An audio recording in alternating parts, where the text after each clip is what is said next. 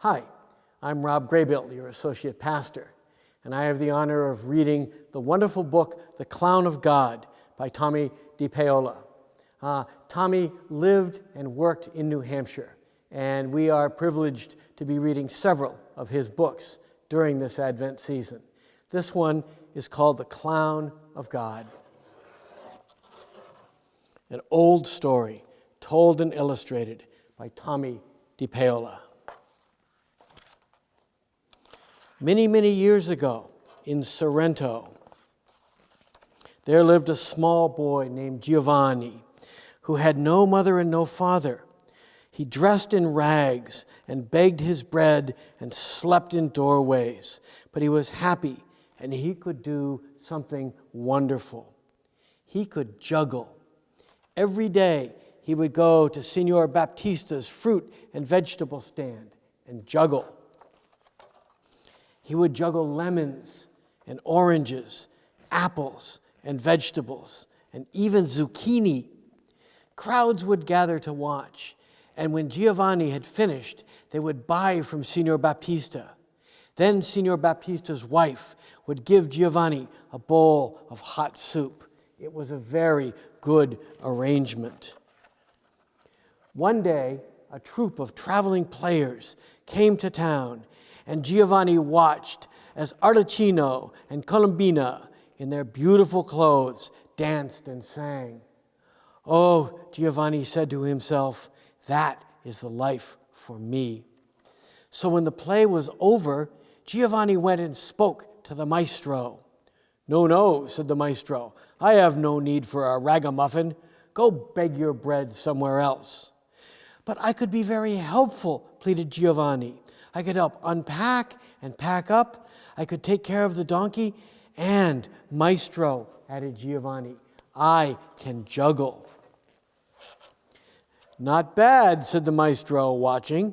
With a bit more training and practice, all right, but no money, a place to sleep, and companionship of the finest players of Italy, and a bowl of noodles. That's all. Grazie, signor, said Giovanni. Go get your things. We leave in an hour, said the maestro. And so Giovanni said goodbye to Signor and Signora Baptista and became a traveling player. Not long after, the maestro gave him a costume, and Giovanni juggled for the crowds. He would put on a clown's face, step out from behind the curtain before the play began, bow, open up a colorful bag, roll out a carpet, and begin. He would juggle sticks, plates, then he would balance the plates on the sticks and twirl them. He would juggle clubs, rings, and burning torches.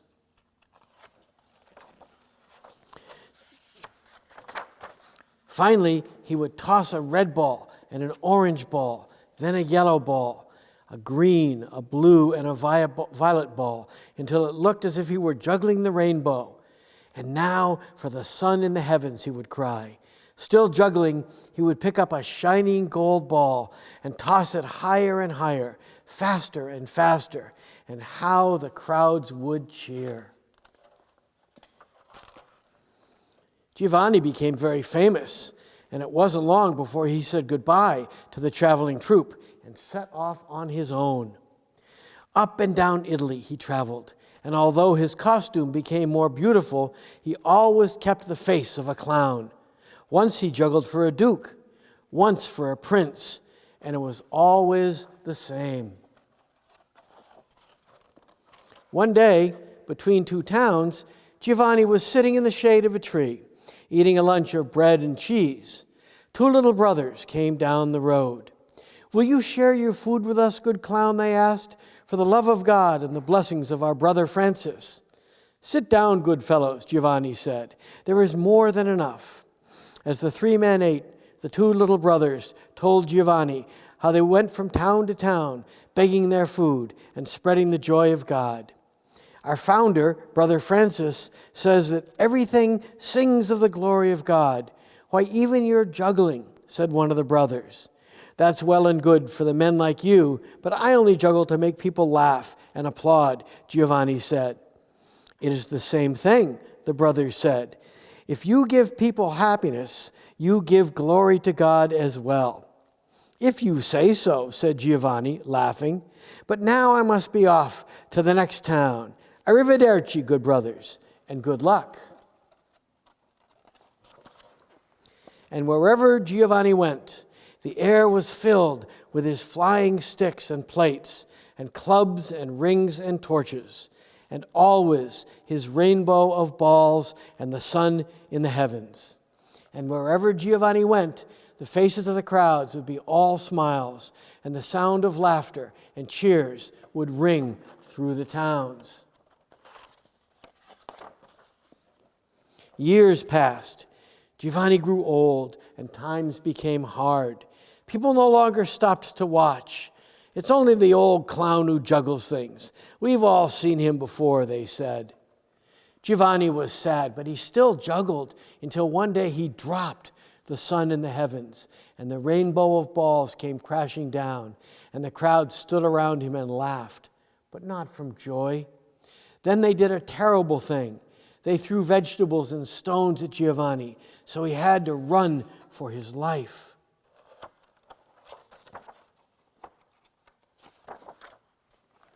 Beside a stream, Giovanni took off his clown face. He put away his sticks and his plates, his clubs and rings and colored balls. He gave away his costume, and he gave up juggling forever. What little money he had had soon was gone, and his clothes became rags, and he begged his bread and slept in doorways, as he had done as a child. It's time to go home, the old man said wearily, and he headed back to Sorrento. It was a cold winter night when he finally arrived. The wind blew hard, and an icy rain was falling. Up ahead loomed the monastery church of the Little Brothers. The windows were in darkness.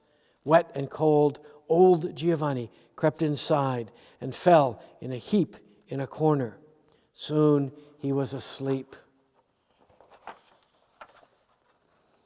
Giovanni watched in amazement until, pardon me. It was the music that woke him up.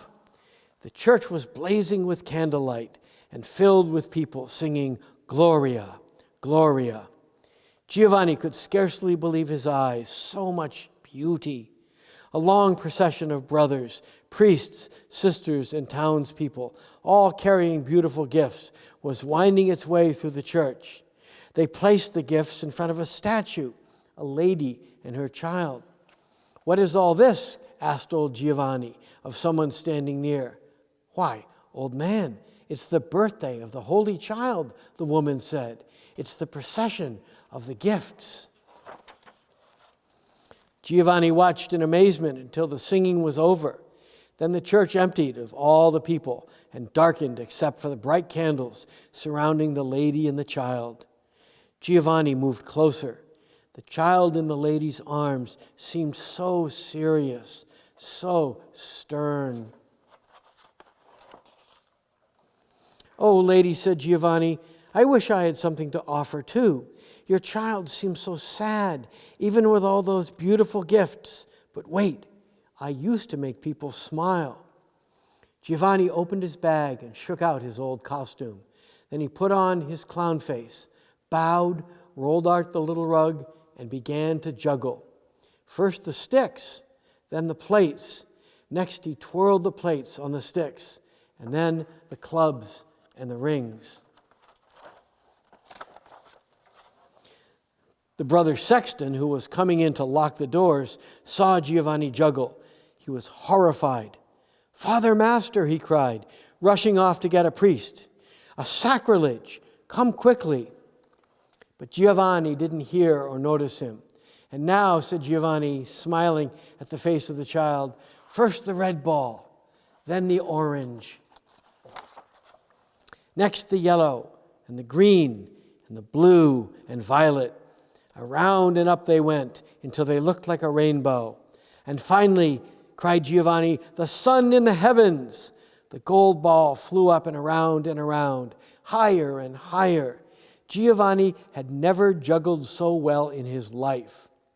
Higher and higher, faster and faster, a blaze of color filled the air. It was magnificent. Giovanni's heart was pounding. "For you, sweet child, for you," he cried. And suddenly, his old heart stopped, and Giovanni fell dead to the floor.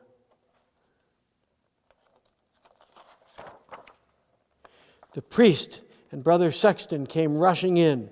Stooping over the old Giovanni, the priest said, "Why, the poor clown is dead. May his soul rest in peace." But Brother Sexton backed away, and with his mouth wide open, he stared at the statue of the lady and her holy child. "Oh, Father," he said, "oh, Father, look." The child was smiling, and in his hand he held the golden ball.